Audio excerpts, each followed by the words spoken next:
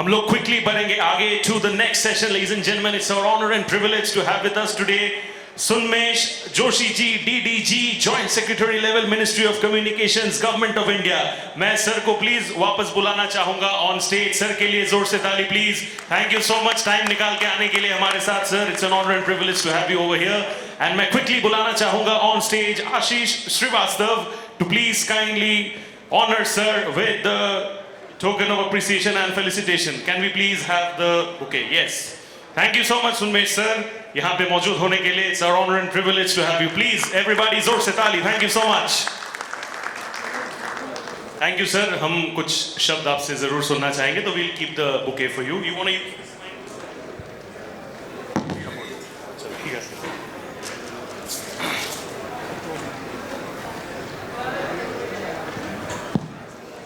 So, नमस्कार, good evening. बड़ा अच्छा लग रहा है कि आज ऐसा लग रहा है कि मैं पूरे भारत के दूर दराज इलाकों के अंदर घूम रहा हूँ और उसको यहाँ फील कर पा रहा हूँ, क्योंकि ये हमारे भारत की पावर यही है.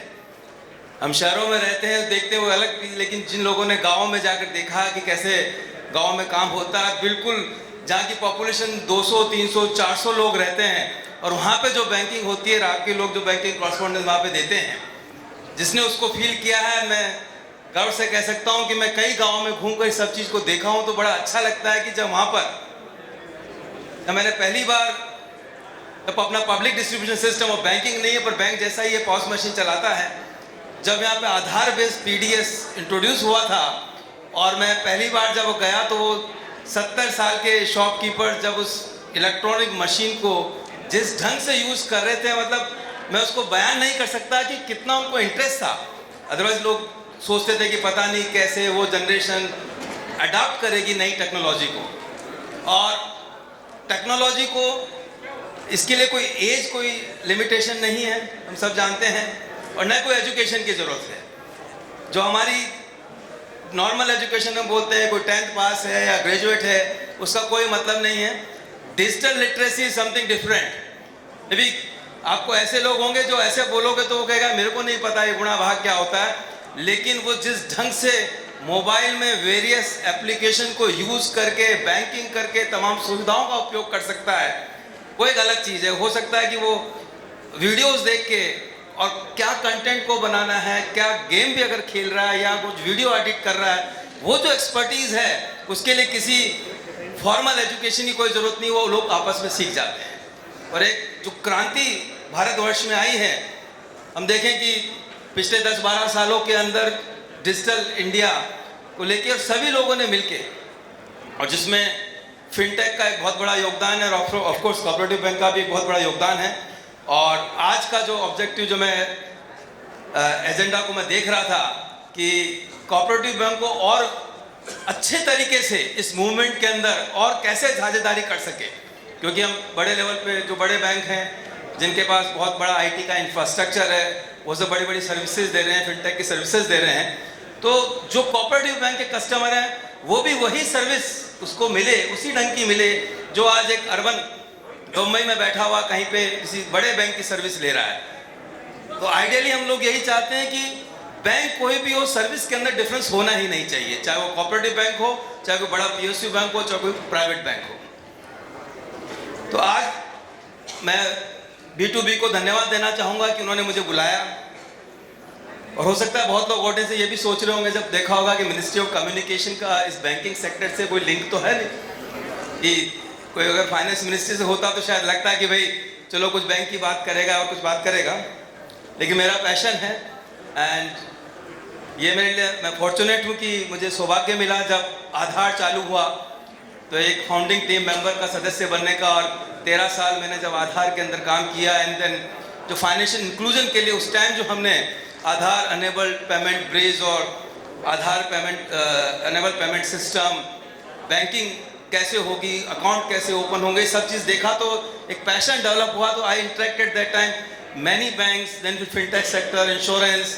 तो एक जो लर्निंग हुई ग्रास रूट से, जब हमने फील्ड में देखा कि यार अच्छा ऐसे बैंक हो सकता है, ऐसे लोग यूज कर सकते हैं, उसी एक्सपीरियंस को मैं आज आपके साथ साझा करना चाहता हूं और कैसे आगे बढ़ सकते हैं. और आजकल IT का जो एज है, जो हम डेटा ड्रिवन इकोनॉमी की बात कर रहे हैं, भारत को $1 ट्रिलियन डिजिटल इकोनॉमी हम बना रहे हैं, जो हमारा सपना है कि 2047 तक हम वर्ल्ड की तीसरी बड़ी इकोनॉमी, टॉप 3 इकोनॉमी में रहें, तो उसमें फिनटेक का एक बहुत बड़ा योगदान है और हम सबको उसके लिए काम करना है। आज जो हम एक तो देख रहे हैं कि फाइनेंशियल इंक्लूजन तो हो गया। जब पहले फाइनेंशियल इंक्लूजन नहीं था, बैंक अकाउंट्स नहीं थे, तो आधार से इंक्लूजन हो गया, तो अब बैंक अकाउंट एक फाउंडेशन बन गया है। अब बैंक अकाउंट को मैं कोई प्रोडक्ट सर्विस नहीं मानता, वो तो एक चाहिए ही। अगर हमें फिनटेक सर्विसेज देनी है, बैंकिंग सर्विसेज देनी है, जिसको हम बोलेंगे कि micro insurance, micro loan, landing, अलग अलग टाइप के लोन्स और डिफरेंट प्रोडक्ट्स, क्यों नहीं आपका जो गांव में कस्टमर रहता है अच्छे से शेयर मार्केट में ट्रेडिंग करे, म्यूचुअल फंड ले, उसको बराबर इंश्योरेंस मिले, हेल्थ इंश्योरेंस मिले, उसके बच्चे का पढ़ने जाए तो एजुकेशन लोन मिले, और तरह तरह के लोन, मतलब और पर्टिकुलर आपका जो फसल बीमा योजना की बात करें, बहुत सारी चीज़ें हैं। तो बैंक अकाउंट उसका एक फाउंडेशन है। अभी बैंक अकाउंट अब कोई सर्विस नहीं रह गई, अभी तो बैंक अकाउंट सबके पास आ गया है। अभी 1 बिलियन प्लस बैंक अकाउंट अपने भारत में है, जो कहीं इतना है नहीं ऐसा, पूरे वर्ल्ड में हमने एक मिसाल कायम करी है। एंड उसी बैंक अकाउंट के कारण आज छोटी छोटी जगह पर भी, गांव-गांव में आप लोगों ने देखा कि अपना UPI QR कोड चल रहा है। अब इसमें चैलेंजेस क्या आएंगे, तो एक तो कोऑपरेटिव बैंक्स के साथ जो मुझे लग रहा है, तो मैंने अभी एग्जीक्यूशन भी मैंने थोड़ी विजिट करी, देयर आर वेंडर्स कि जो RBI के अब कंप्लायंसेस हैं, क्योंकि अभी देखिए बैंकिंग तो वही हो रही है, लेकिन पूरा सिस्टम चेंज हो गया। पहले सब कोई मैनुअल होता था, और मैं भी उसी जमाने का हूँ जब टोकन लेके आराम से चाय वाय पी के आता था, तब नंबर आता था कि अब आपको कैश मिलेगा, है ना। अभी आज की जनरेशन को बोले तो उनको समझ नहीं आएगा कि ये कौन सी जनरेशन के लोग हैं जो ऐसी बातें कर रहे हैं कि पैसा लेने के लिए टोकन लेके 1 घंटा बाहर घूम के आते थे, फिर पैसा लेते थे। तो अब चूंकि सब डिजिटल हो गया है, तो एक बैंकिंग वही है, अब डिजिटल हो गया तो उसको कैसे कोप अप करें। और जितना डिजिटल हो गया है, अभी आप लोग अखबारों में रोज़ पढ़ रहे होंगे, डिजिटल अरेस्ट, फाइनेंशियल फ्रॉड, किसी ने गलत कोई लिंक दबा दिया, तो ये एक बहुत बड़ा चैलेंज है। जो आप लोग भी जैसे जैसे आप डिजिटल हो रहे हैं, आपके कस्टमर्स जब आप बन रहे हैं, आपके कस्टमर्स को आप मैसेज करेंगे, व्हाट्सएप पे मैसेज जाएगा, लिंक जाएंगे, सब जाएंगे, तो वो लोग भी आज जैसे स्मार्टफोन नहीं है यूज़ करेंगे, और आपके बैंक का कोई लिंक आ गया, पैसा निकल गया, तो ससेप्टेबल हैं। तो हमको पहले से ही तैयारी करके रखनी है कि मेरे कस्टमर को ये सब दिक्कत ना आए। तो उसके लिए क्या क्या चीज़, क्या साइबर हाइजीन हमको करना है, वो हमको बताना पड़ेगा। तो उसमें मिनिस्ट्री ऑफ कम्युनिकेशन ने एक संचार साथी ऐप चालू किया है, तो जिसका मैं चाहूँगा कि हम जो भी डिजिटाइजेशन कर रहे हैं, अपने सारे लोगों को बताएं कि सब लोग अब स्मार्टफोन में वो ऐप डाउनलोड करें, क्योंकि कोई भी सस्पेक्टेड कम्युनिकेशन आपके पास आ रहा है, लिंक आपके पास आ रही है, कोई भी फ्रॉडुलेंट कॉल आ रहा है, यू हैव टू रिपोर्ट, ताकि बैकएंड में एनालिसिस करके उसको ब्लॉक कर दिया जाए। ये एक बहुत इंपॉर्टेंट चीज़ है। अदरवाइज क्या होगा, हम लोग नहीं इनपुट देंगे तो बाकी लोग भी कॉलों को फ्रॉड के शिकार होते रहेंगे। तो ये एक संचार साथी ऐप है। दूसरा, मोबाइल इसके अंदर एक क्रिटिकल चीज़ हो गया पूरी बैंकिंग के अंदर, और मोबाइल के बिना कुछ होता नहीं आजकल। तो मोबाइल कंप्रोमाइज़ ना हो। आपको ये पता होना चाहिए कि आपके नाम पे कितने मोबाइल इशू हैं। पता लगा कि कोई आपका मोबाइल ही मिसयूज कर रहा है, तो संचार साथी ऐप में ये भी फैसिलिटी है कि आप पता कर सकते हैं कि आपके नाम पे कितने मोबाइल इशू हैं। ये आप थोड़ा सबको बताएं और आप खुद का भी देखें, और जो नहीं इशू है उसको आप फिर वहाँ पे टिक कर दें, ताकि बैकएंड पे वेरीफाई होकर मोबाइल हट जाए वहाँ से। अब आपका मोबाइल घूम गया तो बहुत बड़ी समस्या है। कई लोग तो पासवर्ड भी नहीं रखते हैं, और अपने दूसरे यूजर नेम पासवर्ड उसमें सेव करके रखते हैं। तो ये हाइजीन भी हमको सिखाना है, और मोबाइल घूम गया तो एक तरह से बहुत बड़ा नुकसान हो गया है, तो उसको भी आप रिपोर्ट कर सकते हैं, ताकि उसको इमीडिएटली ब्लॉक कर दिया जाए मोबाइल को, तो कोई कम्युनिकेशन उस पर न हो। तो ये सारी सुविधाएं जो है उस ऐप पे आ गई हैं, तो एक नया इनिशिएटिव है। तो ये सब आपको करना है। दूसरा, आप जो सॉल्यूशन ले रहे हैं लोगों से, आप एक दिमाग में उनसे ज़रूर पूछें कि डेटा सिक्योरिटी एंड प्रिवेसी, ये आप ज़रूर पूछें, क्योंकि जो digital personal data protection act है उसके ड्राफ्ट रूल्स निकल चुके थे, उस पर कमेंट्स जा चुके हैं, और एनी टाइम वो रूल्स आ सकते हैं। उससे आप लोगों पे एक नए ढंग का भार आएगा। आपको डेटा को प्रोटेक्ट करना है, अदरवाइज में बहुत हैवी पेनल्टीज़ है, करोड़ में पेनल्टी है, तो वो हमको दिक्कत ना आए, इसलिए पहले से ही हमको वर्क करना है। जो एक्ट है उसको पढ़ें, आपकी लीगल टीम को बोलें। एक मैं दूसरा आपको DPDP एक्ट के बारे में सेंसिटाइज करना चाहूँगा। आपको मैंने संचार साथी ऐप के बारे में सेंसिटाइज किया। तो बहुत सारी चीज़ें अभी हम कर रहे हैं, और साइबर हाइजीन और डिजिटल लिटरेसी, इस पे आप जरूर आपके कस्टमर्स को कंटिन्यूसली बताते रहें कि भैया OTP शेयर नहीं करना है। छोटी छोटी चीज़ें हैं, लेकिन मैं बोलूँगा आप बराबर रिपीट करें। अभी बहुत ज़्यादा केसेस आ रहे हैं, एक्सपोनेंशियली इंक्रीज हो रहे हैं, और जब आप नए एंट्रेंट हैं, आपके कस्टमर्स को आप पूरा डिजिटल, आपके ऐप भी रहेंगे, हर कोऑपरेटिव बैंक का एक मोबाइल ऐप आ जाएगा। मैं यही उम्मीद करता हूँ कि सब कुछ जब डिजिटाइज होगा तो एक दूसरा ऑनर्स भी आप पे आएगा कि उसको प्रोटेक्ट कैसे करें। एंड लास्टली, अभी जो आधार का सब जगह यूज हो रहा है, उसमें मल्टी फैक्टर ऑथेंटिकेशन आप यूज़ करें। फेस ऑथेंटिकेशन एक नया आ गया, उसको यूज़ करें। तो आप बोले कि मेरे को फेस भी ऑथ करना है, बायोमेट्रिक भी करना है, आइरिस भी करना है। ट्रांजैक्शन बड़ा है तो मैं ज़्यादा ऑथेंटिकेशन करूं, हो सकता है बहुत बड़ा हो तो मैं कहूँ आपका OTP भी डालिए, आपका पिन भी डालिए। तो ये थोड़ा अभी अपने को आने वाले समय में देखना पड़ेगा।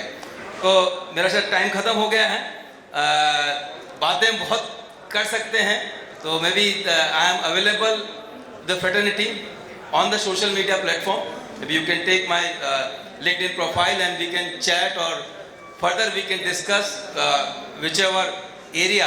So whatever experience I am having, whatever connect I am having, I can help the fraternity, this ecosystem.